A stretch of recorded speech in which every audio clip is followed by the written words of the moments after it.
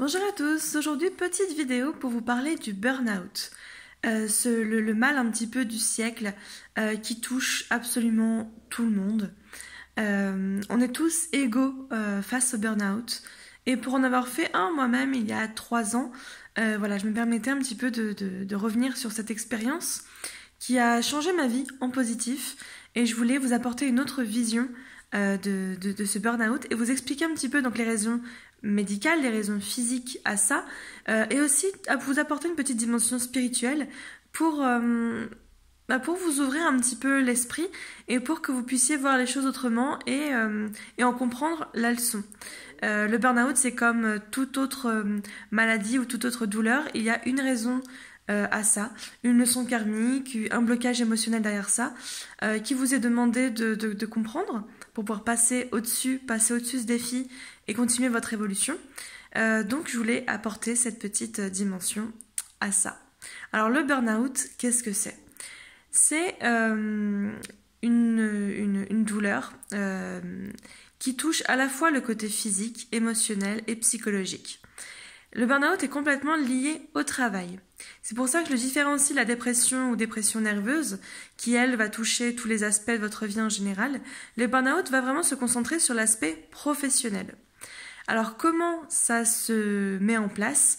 Le burn-out est assez vicieux parce que vous pouvez mettre des années avant de craquer et de vous sentir un petit peu obligé de vous arrêter et ou de passer à autre chose. C'est très vicieux dans ce sens-là et c'est important du coup d'en détecter les premiers symptômes pour pouvoir apporter une réponse beaucoup plus rapide et beaucoup plus saine pour vous. Ça commence par une fatigue, une grosse fatigue physique, mais aussi une fatigue émotionnelle et une fatigue psychologique. Qu'est-ce que j'entends par fatigue émotionnelle ? C'est le fait de réussir de moins en moins à gérer ses propres émotions. On se laisse complètement déborder, on se sent en permanence peut-être dans un état de tristesse. On peut se sentir également sur la défensive ou au contraire être à cran, être du coup dans l'attaque, dans l'offensive.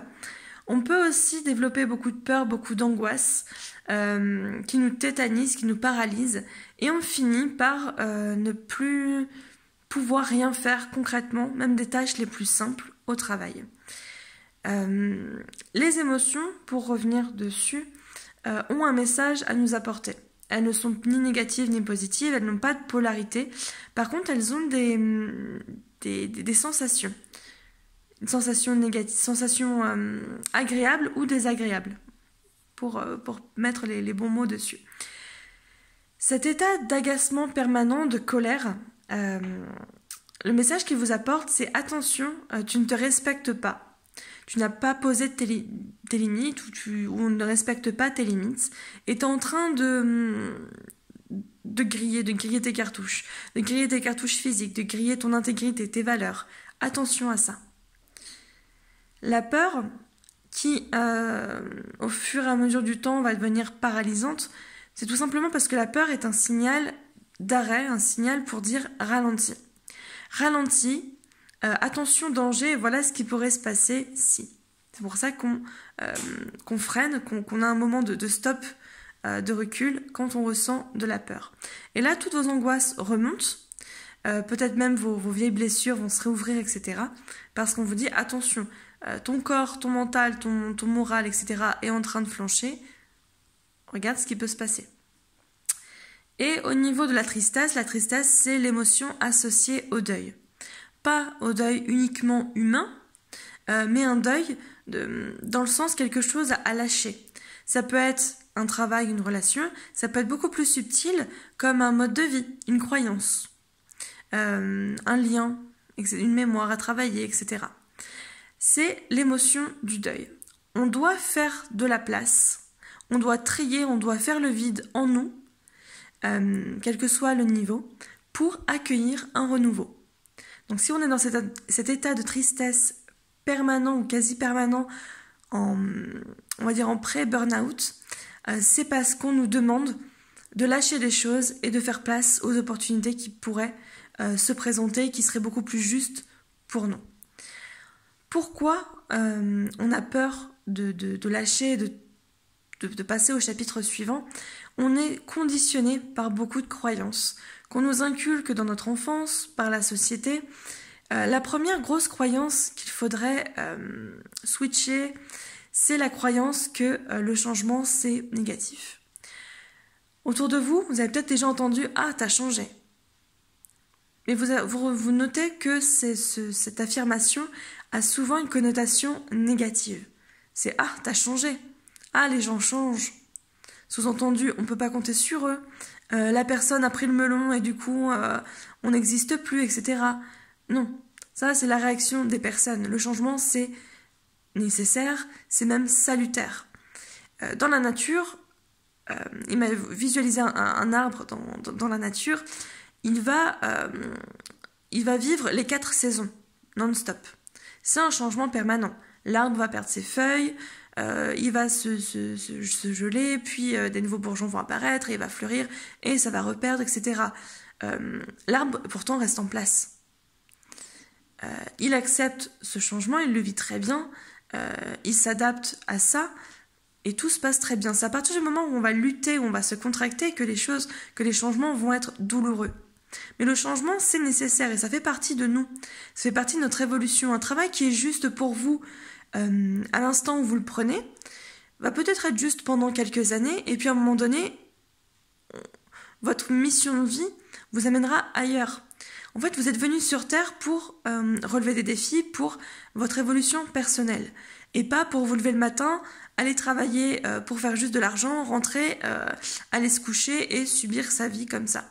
Donc oui, effectivement, le côté humain nécessite un côté financier, évidemment. Donc effectivement, on se lève le matin pour aller bosser, pour aussi le côté alimentaire, le côté je rentre de l'argent pour expérimenter mon côté humain. Mais il y a également l'épanouissement personnel, ne l'oubliez pas. Soit on le trouve dans son travail parce que notre travail s'intègre dans notre mission de vie, soit on va le trouver à côté, mais l'épanouissement personnel est primordial aussi, c'est une priorité. Mais on a cette croyance que si je change de boulot, je vais paraître comme quelqu'un qui ne sait pas ce qu'il veut. Non. Alors vous allez peut-être paraître comme ça aux yeux des gens, oui, mais c'est leur croyance et c'est leur façon de voir leur réalité, ce n'est absolument pas la vôtre. Si quelque chose n'est plus juste pour vous, changez. Ça peut être au bout de quelques années, au bout de quelques mois, au bout de quelques semaines. On se rend compte que, ah bah non, j'ai expérimenté ça, ça ne me convient pas, je passe à autre chose.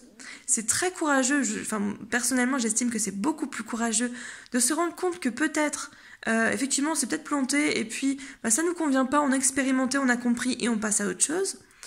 Et c'est tout aussi courageux de se dire le travail que j'ai pris il y a 2, 3, 4 ans, 10 ans, 20 ans était juste pour moi à ce moment-là. Et là je sens que mes énergies ont changé, que mes priorités ont changé, que j'ai appris les leçons que je devais apprendre via ce travail, que j'ai rencontré les personnes que je devais rencontrer via ce travail, et maintenant on m'appelle ailleurs. Et ça, cette prise de conscience, je trouve que c'est un courage absolu. De se dire, ok, alors c'est un courage absolu et c'est aussi un lâcher-prise et une fluidité. Donc c'est un petit peu contradictoire, mais de se dire, ok, j'ai fait mon temps, j'en fais mon deuil et je passe à autre chose, c'est une vraie prise de courage. Donc voyez les choses comme ça. Le changement, c'est courageux. C'est s'adapter. C'est faire preuve d'adaptabilité, de flexibilité. Et ça, c'est des qualités extraordinaires et nécessaires. Donc voyez les choses comme ça. Pour revenir brièvement sur les symptômes du burn-out, dont je parlais de fatigue à tous les niveaux. On ressent aussi un ras-le-bol. On sent que ça va pas. On sent que même les choses les plus simples, on n'arrive plus à les faire. Je vais vous citer un exemple pour que vous puissiez peut-être un petit peu vous situer. J'ai moi-même fait un burn-out il y a quelques années. Je travaillais dans un cabinet d'expertise, voilà, rien à voir avec mon activité actuelle. Et je sentais que, voilà, ça faisait plusieurs années que je travaillais dans tout ce qui était cabinet en tant que juriste, en tant que etc. Je sentais que quelque chose n'allait pas, mais j'ai laissé traîner. Un peu comme tout le monde, c'est pour ça que je vous disais que le burn-out se fait sur plusieurs années. J'ai tenu plusieurs années comme ça, et puis un jour, j'ai subi une opération. Une opération assez lourde qui m'a fait prendre du coup 1 mois d'arrêt imposé. J'ai dû étendre cet arrêt à 3 mois parce que physiquement, je n'arrivais pas à m'en remettre. Mais j'avais quand même envie de retourner au boulot parce que c'est dans mon ADN, c'est dans ma mission de vie. Le travail, pour moi, c'est ma mission de vie. C'est-à-dire que je sais que dans cette vie actuelle, je vais devoir travailler, travailler, travailler. Pour moi, c'est essentiel, c'est vital. Et j'adore ça. Donc j'avais cette envie de retourner au boulot. Et quand je suis retournée au bureau, je me suis assise devant mon ordinateur. Et première chose, donc je devais allumer mon ordinateur et checker mes mails parce que voilà, forcément plusieurs mois d'absence, je dois tout mettre à jour. Donc j'allume ce PC, je me mets devant ma boîte mail et je reste buggée, figée. Je sais écrire un mail, heureusement c'était clairement dans mes capacités, et j'étais incapable de le faire. Pas dans le sens je ne savais plus comment faire, c'est dans le sens où mon corps, mon esprit, mon âme ne réagissaient plus. Et pour vous dire, je suis restée 7 heures assise à fixer l'écran sans rien faire. Là, je me suis dit, waouh, ça ne me correspond absolument pas. Moi qui travaille vraiment comme une acharnée, qui a un rythme de travail vraiment très énergique, voilà, je suis pas du genre à mettre 1 heure pour écrire un mail, je fais toujours 36 choses à la fois, tout en les faisant bien, mais voilà, je suis dans une dynamique, et là je me dis, waouh, qu'est-ce qui se passe? Est-ce que c'est le retour? Est-ce que mon corps est un petit peu fatigué, je dois le remettre en route? Bon, je m'accorde cette journée, tant pis. Je reviens le lendemain, et là, pareil. Waouh. Même le fait d'aller allumer la cafetière dans la salle de pause, mais c'était un peu impossible. Je n'arrivais plus à rien. Comme si je m'étais détachée de mon corps et il n'y avait plus personne aux commandes. 3e jour, je m'assois à mon bureau et je fonds en larmes. Je me dis, ok, qu'est-ce qui se passe?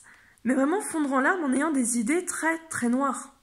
C'est aussi un signe du burn-out, c'est d'avoir des idées très sombres, peut-être voire même des idées suicidaires. Et là, pour vous dire jusqu'où ça a été, j'ai vu les câbles de mon ordinateur. J'étais au 2e étage, donc il y avait un petit balcon, et je me suis dit, mais j'ai juste envie finalement de m'enrouler dans ces câbles-là et de sauter. J'en étais arrivée à un point où je ne sais pas ce qui se passait. J'avais pas encore conscience de ce qui se passait, mais je n'en pouvais plus. Et là, mon corps, mon âme, mon esprit me disaient stop. Stop. Peu importe la manière dont ça prend forme, mais stop. J'ai fait la démarche qui a été difficile psychologiquement quand même, de demander de l'aide et d'appeler mon médecin. Je prends rendez-vous, je vais chez le médecin et j'arrive à lui expliquer un petit peu ce qui se passe, etc. Et là, il m'explique. Du coup, il me pose les mots que c'est un burn-out. Et là, je me dis, non, on a toujours cette impression que ça ne peut arriver qu'aux autres et pas à soi.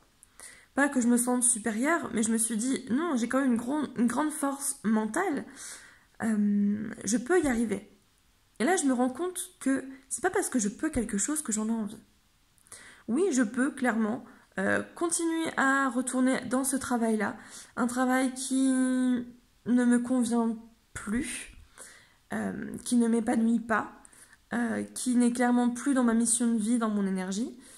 Je peux encore m'y rendre, je peux me forcer et passer au-dessus de ce blocage et aller contre moi-même, contre mes volontés, contre mes valeurs. Ne plus écouter mes émotions et y aller, je peux. Est-ce que j'en ai envie? Ben non. En fait, j'ai rien à prouver. J'ai rien à prouver à mon employeur, j'ai rien à me prouver à moi-même, ni à mes proches, ni quoi que ce soit. J'ai finalement réussi à me dire ça, c'est pas que j'en suis pas capable. C'est au contraire que je suis capable de me rendre compte que ça ne me convient plus et que je veux faire autre chose.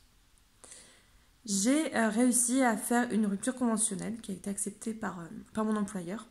Et le temps, du coup, que le contrat se termine officiellement, j'ai commencé à poser les bases de mon entreprise. Et à la fin du contrat officiel, je me suis lancée en tant que voyante et médium. Donc ça, c'était en 2018. Et finalement, à partir de ce moment-là, je n'ai fait plus que ça, que cette activité. J'ai réussi à la développer avec énormément de travail, mais pour le coup, je sentais que c'était ça. Donc le travail que je faisais, je pouvais y passer des jours entiers, des heures et des heures et des heures sans m'arrêter. J'étais dans ma mission et tout coulait de sources comme ça, donc tout était normal et j'en vis encore. À l'heure actuelle, c'est ma seule activité. Je l'ai développée parce que j'avais cet appel de la psychologie, etc. Donc je l'ai intégré. Et je me suis rendu compte que dès que quelque chose était juste pour moi, pour mon parcours, ça se faisait naturellement et très bien. Et c'est ça le message que je veux vous faire passer. Quand ça coince dans la vie, on se demande, est-ce que j'ai une leçon à comprendre et du coup, je comprends la leçon et j'avance? Ou est-ce qu'on me signale que c'est le moment d'arrêter parce que ça ne me convient plus? Donc là, je vous invite à vous reconnecter à vous, à vos ressentis. Qu'est-ce que je ressens ici, dans mon cœur? Est-ce que je ressens que je dois continuer parce que j'ai vraiment quelque chose à travailler? Ou est-ce que, comme dans mon cas, je sentais que c'était plus pour moi, que je ne vibrais pas pour ça, sur cette vibration-là, à cet instant T? Et c'est pour ça que le burn-out intervient d'une manière plus spirituelle pour tirer ce signal d'alarme que vous ne tirez pas de vous-même en disant stop. On se retrouve dans un état lamentable, on se retrouve vidé de son énergie, on se retrouve peut-être avec des maladies qui se déclarent, on se retrouve avec ce sentiment illusoire, je vous rassure, qu'on est bon à rien, qu'on est complètement déconnecté. Et on se rend compte que, à partir du moment où on se reconnecte à ses besoins, à ses envies, ça se remet en place tout seul. Donc vous n'avez rien à prouver et au contraire, acceptez le changement. Le changement est vraiment positif. J'ai fait cette vidéo par rapport à un article que j'ai vu dans le Telegram il y a quelques jours où on parlait de cette montée de burn-out suite au Covid.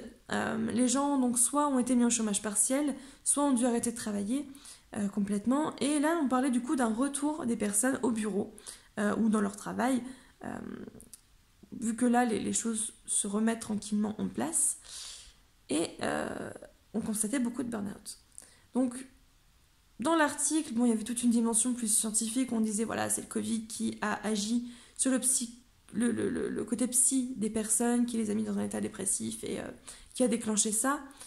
C'est beaucoup plus profond que ça. Effectivement, on a cette dimension-là, mais pourquoi le Covid est arrivé? C'est pour nous faire prendre conscience des choses et pour nous sortir de notre zone de confort, pour nous rendre compte que le mode de vie dans lequel on était n'est plus d'actualité. Donc, le Covid a été là pour ça. Et le Covid a été là pour ça aussi, pour nous montrer que, le changement, c'est bien. Qu'est-ce qu'on peut faire avec les contraintes actuelles, avec les ressources actuelles? C'est la question qu'on se pose. La question que vous pouvez vous poser à chaque instant de votre vie dès qu'il y a un choix à faire. J'ai envie de ça, mais c'est pas possible, je sais pas comment y arriver, je sais pas vers quoi m'orienter. On fait la liste de ses ressources, matérielles, financières, intellectuelles, ses envies. Et on s'imagine un petit peu une journée idéale dans ce travail-là, sans poser de nom sur un travail. C'est vraiment, ok, j'ai envie de me lever à telle heure. C'est important parce que du coup, ça permet de distinguer si vous voulez un travail de jour ou de nuit, par exemple. Allez, je me dis, ok, j'ai envie de me lever tout le matin, j'ai envie d'être à un endroit fixe. Du coup, ça permet de vous dire, ok, je préfère être dans un bureau que d'être sur la route. Ou au contraire, non, j'ai envie de bouger en permanence. J'ai envie de rencontrer du monde, ou au contraire, non, j'ai envie d'être tout seul. J'ai envie de partager telle chose, de ressentir telle chose. Et à partir de ces intentions-là, vous pouvez faire le lien avec des formations ou des offres d'emploi ou votre emploi actuel que vous occupez. Et vous rendez compte si vos envies profondes, votre vibration profonde est en accord avec le concret, avec les offres que vous recevez, avec le travail que vous exercez. C'est une petite astuce pour les personnes qui sont dans cette optique de reconversion professionnelle ou de changement. Donc voilà, c'est pourquoi le burn-out arrive beaucoup plus à ce moment-là, effectivement, parce que ça nous a bousculé. Et là, en ce moment, je vois par rapport à mes consultations, à mes clients, beaucoup de personnes changent de voie. Et beaucoup prennent une voie beaucoup plus épanouissante. Je reçois beaucoup de personnes que j'ai aidées à installer au niveau professionnel dans le cadre thérapeutique. Aussi bien des thérapeutes en général que des énergéticiens, que des médiums, etc.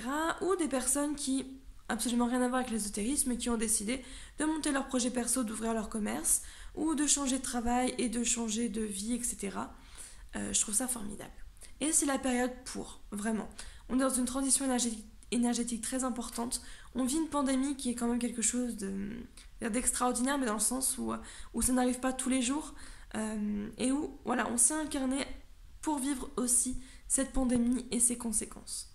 Donc n'hésitez pas à changer, à revoir toutes vos priorités, c'est pas grave. On repart pas de zéro, on repart juste à l'instant T, au moment présent. Si on se maintient dans un travail où ça fait des années qu'on persévère alors qu'on n'aime plus ça, qu'on se sent plus en accord avec ça, c'est pas revenir à zéro, au contraire, là vous vivez déjà dans le passé. Vous étiez dans quelque chose qui était juste pour vous il y a 10-20 ans. Vous n'êtes pas au moment présent. Donc on repart pas de zéro, on repart à l'instant T pour aller plus loin. Donc vous n'avez pas fait d'erreur, on revient juste à l'instant présent, on se recale de quoi j'ai envie, de quoi j'ai besoin, quelles sont mes intentions, et une fois que les intentions sont posées, on vous mènera sur ce chemin-là et arriveront les opportunités, les personnes, les offres d'emploi qui sont juste pour vous à l'heure actuelle. Donc n'hésitez pas à changer, n'hésitez pas à reconnaître les signes du burn-out. Très très important, c'est très difficile psychologiquement à vivre. On peut être amené à prendre peut-être des cachets, à faire des thérapies pour ça.